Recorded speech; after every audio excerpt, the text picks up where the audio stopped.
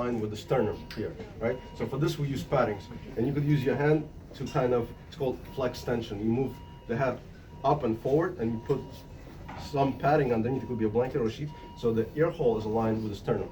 Once you're at this position, I noticed when you guys intubate and instrument airway, you come in and you go all the way in. This is a metal, and it can damage the soft and hard pallets of the airway, and you don't want to do that because it's going to bleed. It causes trauma. If you want an OR, they'll stop you. They'll slap your hand away before you do this. So ideally, if you pay attention here, the way you want to come in after the position, you do a cross finger technique, and what you're going to do is, with your laryngoscope, that's what you're visualizing. I'm inching the tongue forward. Everybody see that? You see the uvula starts to appear. And what I do is, at the top, I apply pressure. It's called ELM, external laryngeal manipulation. And when I do this, the tip of the epiglottis drops. And once I see that, I'll insert the blade into the vallecula. And now once I do this, now I see a good visual view, right? So I don't jam it in all the way, right? So tongue, and push ELM. When I see the tip of the epiglottis, I go into the vallecula, forward, right? So now there's a good view. Now let's say I have a pharyngeal spasm. So you see how it was good view, and now it starts to swell up. You see how it's closing up? Everybody see that? Yeah. Now, if I come in with a tube, right, it may not give me enough room to come in. So I use a Bougie. Bougie is a device that can facilitate a good intubation. So what I do is, it's like a Salinger technique. I come in from the side, and what I want to do is I want to come in under the epiglottis. So let me reposition myself so I see it better. So inch. See the epiglottis come in, right? So I know it's there, but I can't really see it. So I go underneath it, right? And the way I know I'm in, I will feel the grooves of the tracheal rings, and also I'll have a hold up. Hold up means the tube will stop, the bougie will stop advancing once it hits the carina.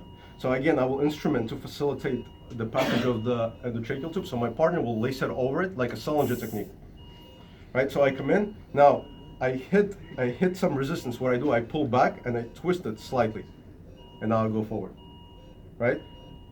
Tube is 7.0. I want it 3 times the diameter, so I want about to be 21 at the teeth. This way I know, at the lips. This way I know I'm in the correct location. I will inflate my. Right.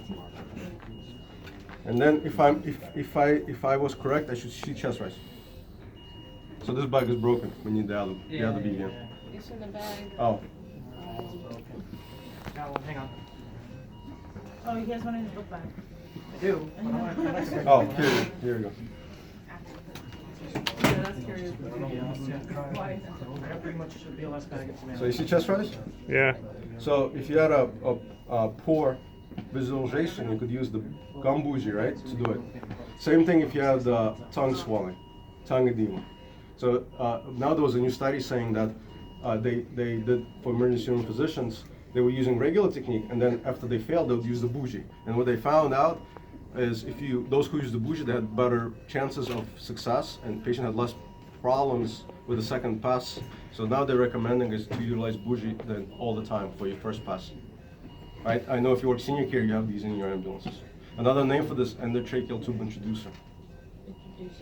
Right? So now you guys know not to jam the blade all the way in, and you could use this device on your first attempt. And very important to position the head properly. If you don't do it, you're not going to get a good view. Right? Any questions? Yeah.